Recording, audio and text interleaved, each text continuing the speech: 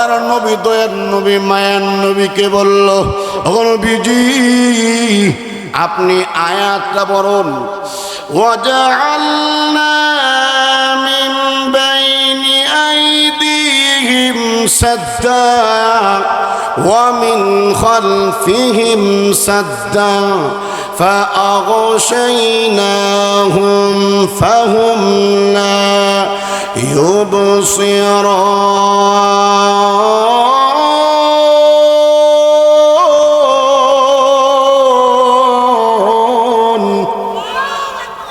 আল্লাহ নবী গড়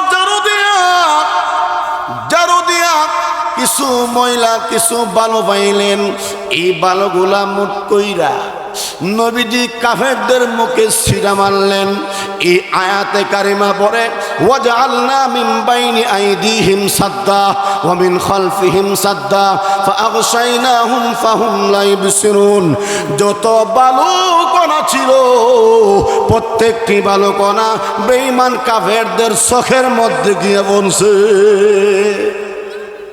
আল্লাহ নবী ঘর থেকে বের হয়ে গেলেন। এমনি বাবারা ভাইয়েরা, আমার নবী যখন ঘর থেকে বের হয়ে যায়, নবী রাস্তা দিয়ে যখন হাঁটতেন তখন ঘন্টার ঘন্টা নবীর গায়ে মুবারক থেকে খুশবু বের হইতো। নবী যেই দিক দিয়ে গেছে বুঝতে পারত। সুবহানাল্লাহ কর। এবার কাফেররা বলল, হায়রে কপাল বন্ধ, চোখটাকিতে অন্ধ, মুহাম্মদ তো চলে যাইতেছে, তারা না দেখলে কি হবে? তাদের নাকে নবীজির সুঘ্রাণ, তারা কানেও শুনতে আছে। আল্লাহর নবী রহমাতুল লিল আলামিন যখন চলে যাচ্ছে, আবার তিনি ونعوذ بالله من شرور أنفسنا ومن سيئات أعمالنا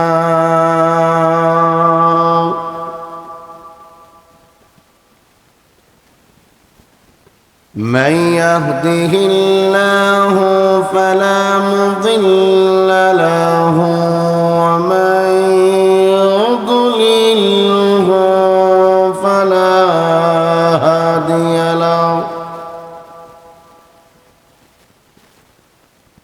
ونشهد أن لا إله إلا الله وحده لا شريك له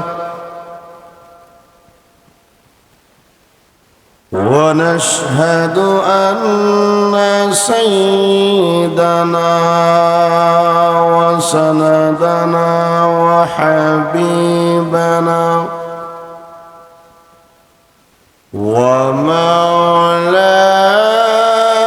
ومولانا محمدا عبده ورسوله أما بعد فقد قال الله تعالى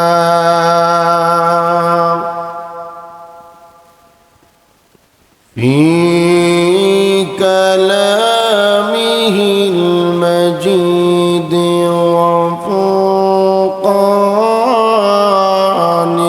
الحميد أعوذ بالله من الشيطان الرجيم بسم الله الرحمن الرحيم إلا تنصروه فقد نصره الله إذ أخرجه إذ أخرجه الذين كفروا ثاني اثنين إذ هما في الغار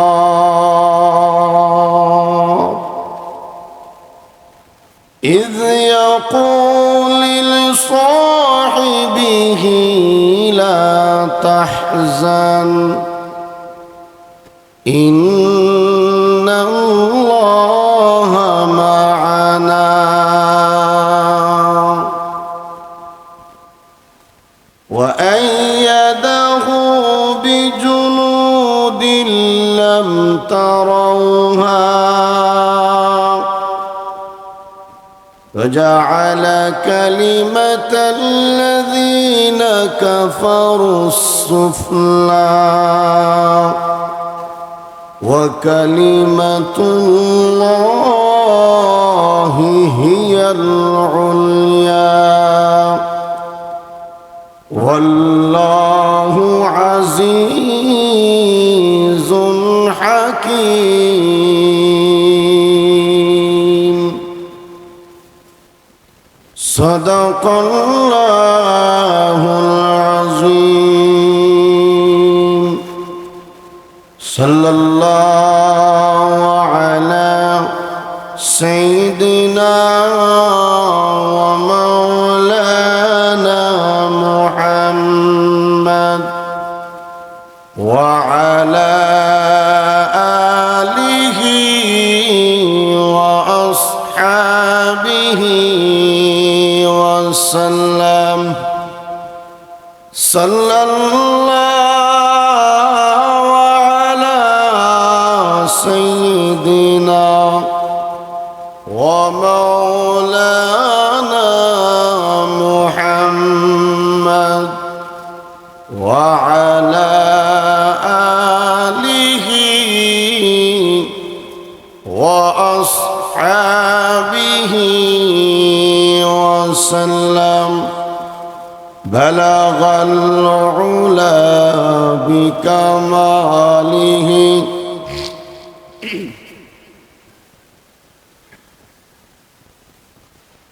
حسنت جميع خصاله صلوا بلغ العلا بكماله كشف الدجى بجماله حسنت جميع خصاله صلوا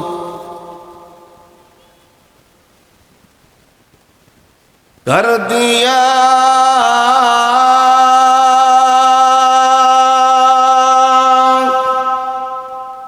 जंग उहुद में मुस्तफा दंदा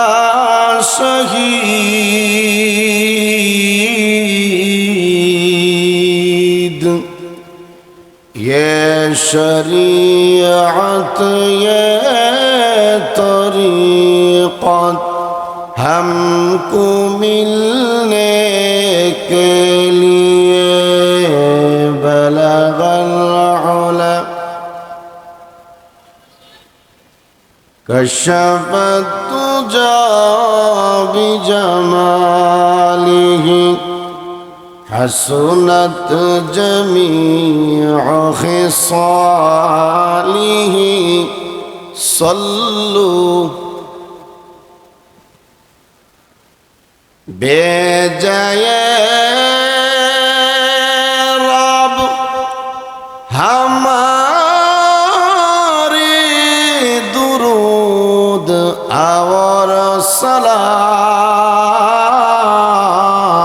सलाम बरगज़ीदा नबी पर अपना मुदाम লা ইলাহা ইল্লাল্লাহু মুহাম্মাদুর রাসূলুল্লাহ। সবাই পড়ি সাল্লাল্লাহু আলাইহি ওয়াসাল্লাম। বড় বাকাইল মধ্যপাড়া হেলফুল ফুজুল যুব সংঘের উদ্যোগে আয়োজিত কবরবাসীদের রুহের মাগফিরাত কামনায় এবং হাফেজ ছাত্রদের পাগড়ি প্রদান উপলক্ষে আয়োজিত আজকের এই নুরানি মাহফিলে অত্যন্ত শ্রদ্ধাভাজন সভাপতি হাফেজ মৌলানা উবাইদুল্লাহ সাহেব, মৌলানা দেলোয়ার হোসেন দুলাল সাহেব, হাজী মোহাম্মদ আলী সাহেব, ইদ্রিস আলী সাহেব সহ মুআজ্জাজ মুকাররম উলামায়ে কেরাম, উপস্থিত সমবেত সর্বস্তরের প্রাণপ্রিয় মুসলমান ভাইরা, পর্দার অন্তরালে অবস্থান করা অত্যন্ত শ্রদ্ধেয় মাওলানা আল্লাহ পাক রব্বুল আলামিনের দরবারে আমরা শুকরিয়া আদায় করি, যিনি আমাদেরকে আজকের এই মুবারক মাহফিলে, মুবারক মাসে, রমাদান মাসের আগ মুহূর্তে আমাদেরকে আসার তৌফিক দান করেছেন। এই জন্য আপনারা খুশি না বেজার? আরো জোরে অন্তরস্থল থেকে কালিমাত শুকুর আদায় করে সমস্বরে বলছি আলহামদুলিল্লাহ। ভাইয়ের আমার, আমি আপনাদের সম্মুখে সূরাতুত তাওবা থেকে 40 নম্বর আয়াতে কারিমা তেলাওয়াত করেছি। এমন একটি আয়াত, যেই আয়াতের মধ্যে আল্লাহ রাব্বুল আলামিন তার নবীজিকে সাহায্য করেছেন হিজরতের সময় এবং সাহায্যের ঘোষণা দিয়েছেন, নবী গো, বেঈমান কাফের কুফাররা আপনাকে সাহায্য না করলেও আমি আল্লাহ আপনাকে সাহায্য করেছি, বর্তমানে করব, ভবিষ্যতে করব। কথা কোন ঠিক কিনা আমার ভাই? সেই জন্যে আমি একটা বিষয় নিয়ে এই আয়াতকে সামনে রেখে কয়েকটি কথা বলবো। ওমা তাওফীকি ইল্লা বিল্লাহ। মুহতারাম হাজিরিন, আমার নবী নবুয়ত পাওয়ার আগে পবিত্র মক্কার নগরীতে বেঈমান কাফের দল মত নির্বিশেষে তদানীন্তন সময়ে সবার কাছে গ্রহণযোগ্য একজন মহামানব ছিলেন। কাফেররাও আমার নবীকে বলতো আল আমিন। আমি কি গুরুস্তা নেমাজ করতেছি? হাহু কইরে হন ঠিক কিনা? কিন্তু নবুয়ত পাওয়ার পরে যখন আল্লাহর পক্ষ থেকে এই আয়াতের মাধ্যমে নবীজিকে জানায় দিল, ফাসদা লিমা তুকমা, ওগো নবী, এখন থেকে আর গোপনে না, আপনি প্রকাশ্যে কলিমার দাওয়াত দেন।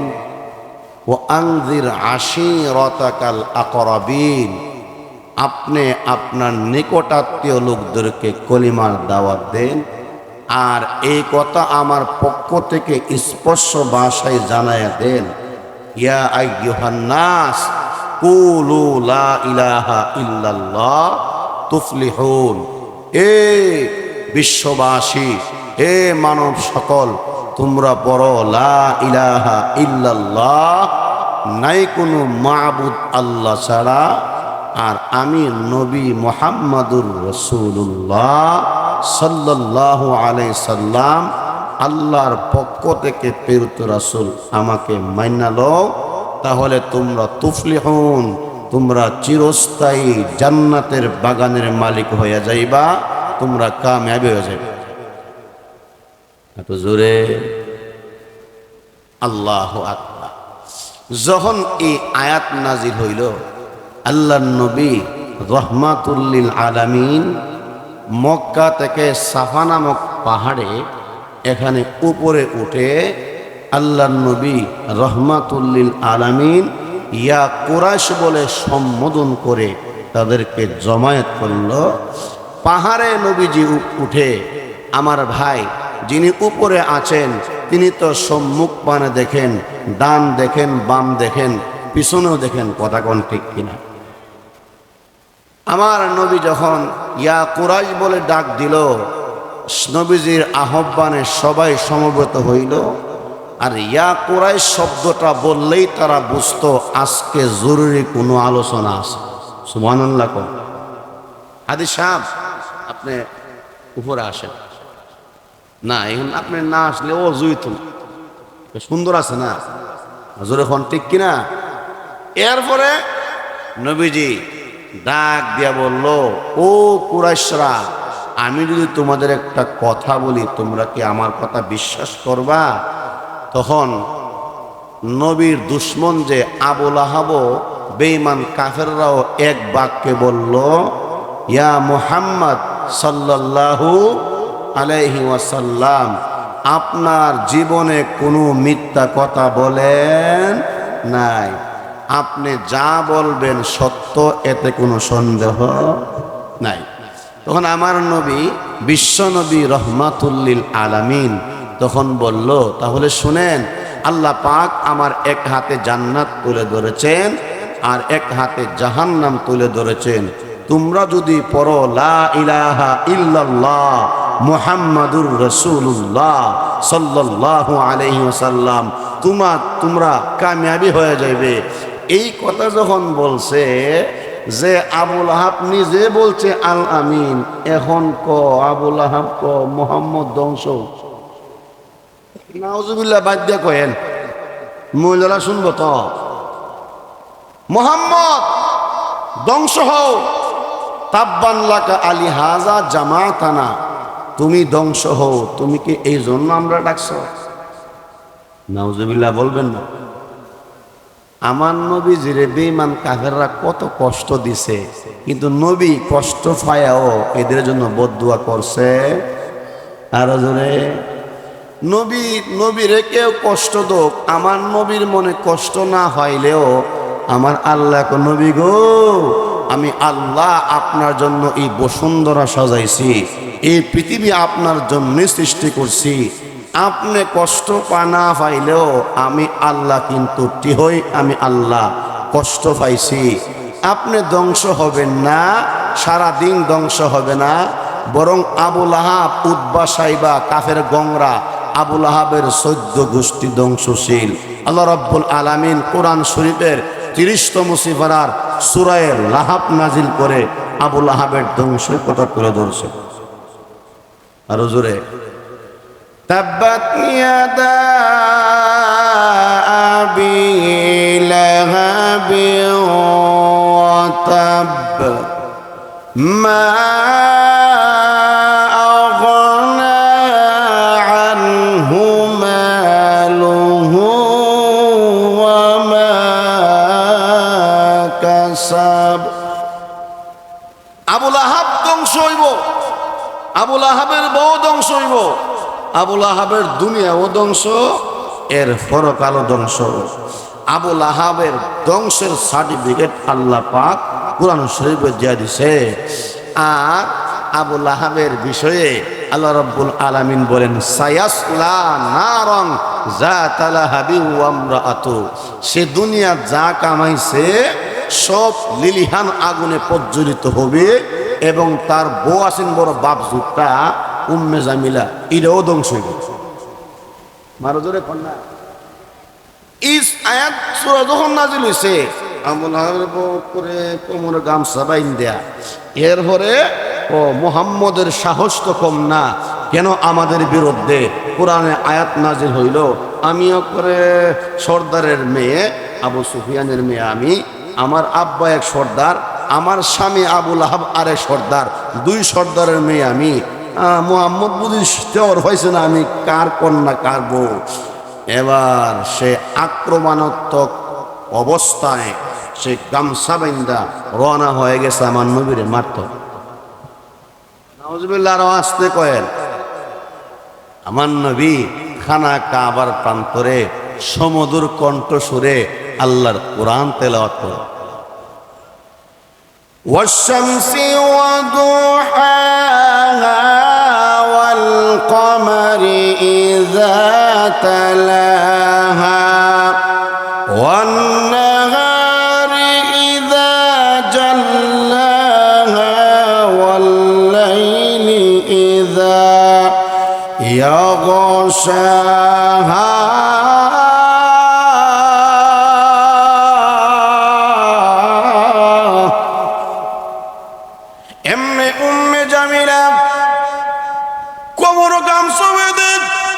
হাতের মধ্যে পাথর লইয়া আল্লাহর নবী বিশ্ব নবী রহমাতুল লিল আলামিনকে আক্রমণ করার উদ্দেশ্যে বলে, আবু বকর আইনা মুহাম্মাদ, মুহাম্মদ কই?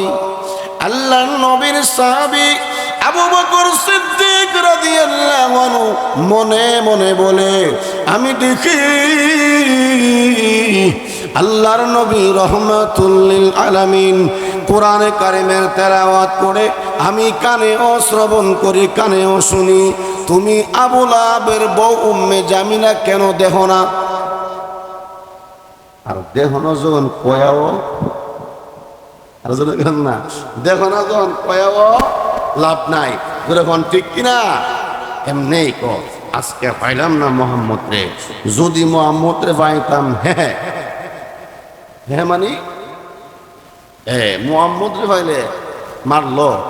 আল্লাহ কোন নবী গো, আবু লাহাবের বউ আপনারে মারতো, আমি আল্লাহ আপনাকে সাহায্যকারী, হাসবুনাল্লাহু ওয়া নি'মাল ওয়াকিল, নি'মাল মাওলা ওয়া নি'মান নাসির। আমি আল্লাহ যদি আপনাকে সাহায্য করি, দুনিয়ার কোন কাফের আবু লাহাবের বউ কিনে গিয়া কাফেররা মিলল আমরা কিছু করতে পারবে? আরো জোরে।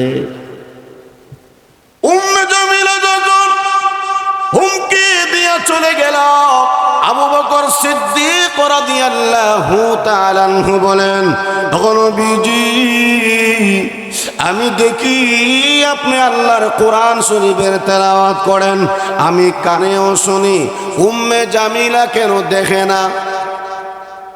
সুবহানাল্লাহ কোন আল্লাহ রাসূল বলেন, আবু বকর তুমি কি আল্লাহর কোরআন তেলাওয়াত বাদ দিলাইছো নি? আল্লাহ আমারে আগে জানায় দিয়েছে, وَإِذَا قَرَأْتَ الْقُرْآنَ جَعَلْنَا بَيْنَكَ وَبَيْنَ الَّذِينَ لَا يُؤْمِنُونَ بِالْآخِرَةِ حِجَابًا مَسْتُورًا।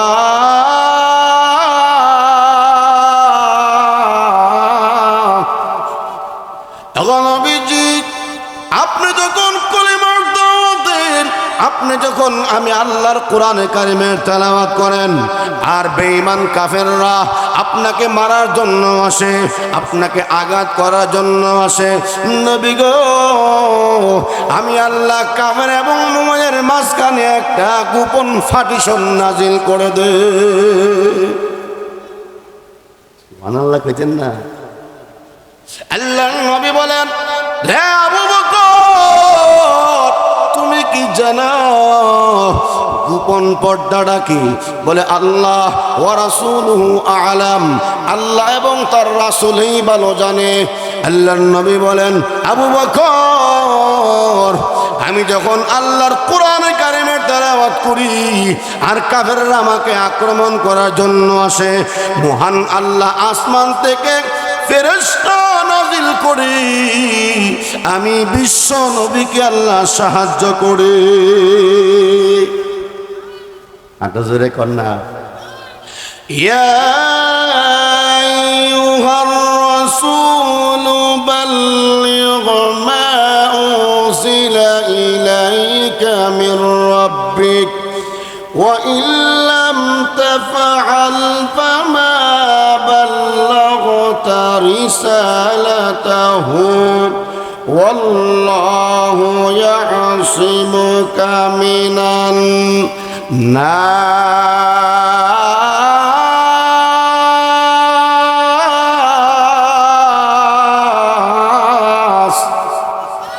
আরো জোরে এখন আল্লাহর নবী বিশ্ব নবী রহমাতুল লিল আলামিন কালিমার দাওয়াত দে এই কথা বলে সৎ কাজের আদেশ করো আর মন্দ কাজের নিষেধ, কথা কোন ঠিক কিনা?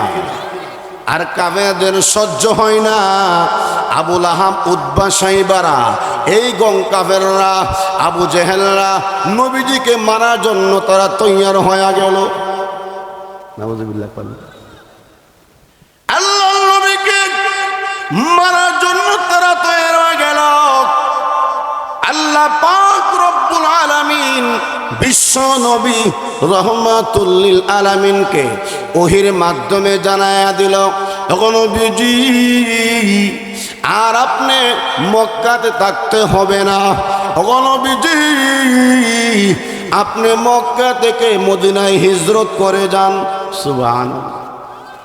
আর জোরে আমার নবী রহমাতুল লিল আলামিন ঘরের মধ্যে নবীজির জামাতা ফাতেমা রাদিয়াল্লাহু আনহার স্বামী আলী রাদিয়াল্লাহু আনহু শেরে খুদা ঘরের মধ্যে,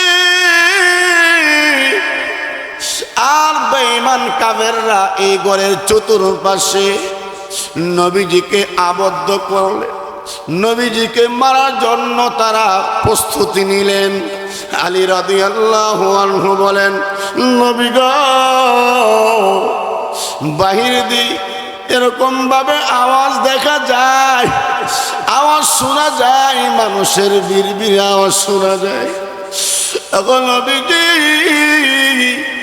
আমার তো সন্দেহ লাগতেছে গো নবী। আল্লাহর রাসূল বলেন, আলী রে, তুমি কি জানো না কাফেররা আমাকে মারার জন্য প্রস্তুতি নিয়েছে? এই খবর আমার আল্লাহ ওহির মাধ্যমে জানায়া দিয়েছে। সুবহানাল্লাহ।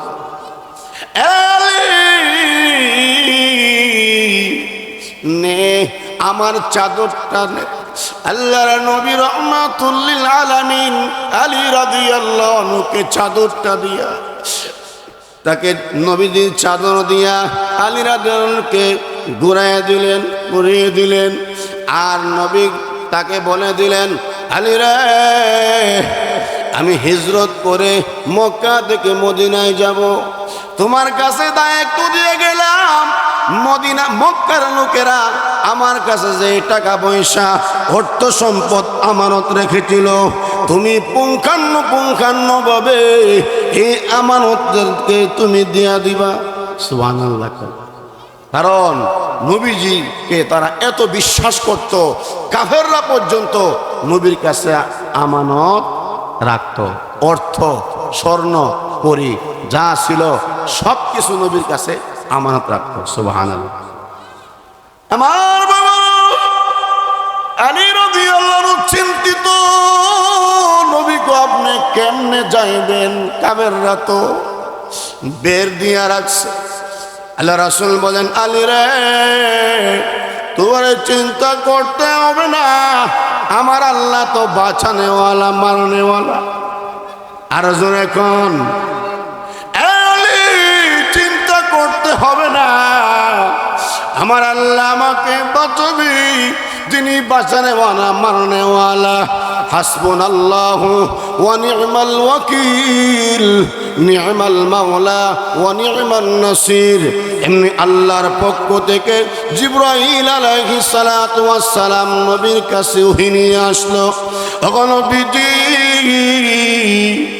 আপনি একটা কাজ করেন, আপনি কিছু হাত বালি নিয়ে তাদের মুখের, তাদের চোখের উপর ছিটায়া দেন।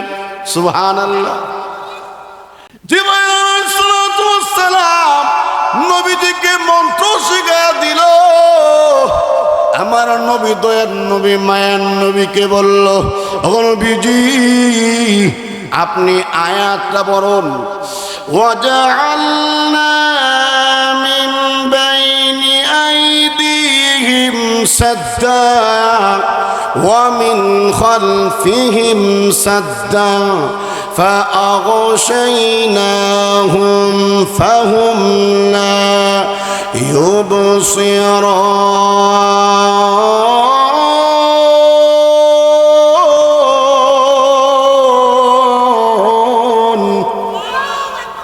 আল্লাহ নবী গড়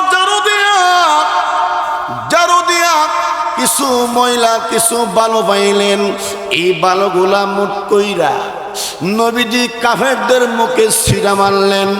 এই আয়াতে কারিমা পড়ে, ওয়াজআলনা মিন বাইনি আইদিহিম সাদ্দা ওয়া মিন খালফিহিম সাদ্দা ফাআগশাইনাহুম ফাহুম লা ইবসিরুন।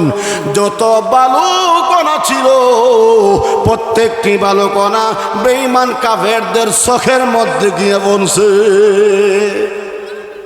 আল্লাহ নবী ঘর থেকে বের হয়ে গেলেন। এমনি বাবারা ভাইয়েরা, আমার নবী যখন ঘর থেকে বের হয়ে যায়, নবী রাস্তা দিয়ে যখন হাঁটতেন তখন ঘন্টার ঘন্টা নবীর গায়ে মুবারক থেকে খুশবু বের হইতো। নবী যেই দিক দিয়ে গেছে বুঝতে পারত। সুবহানাল্লাহ কর।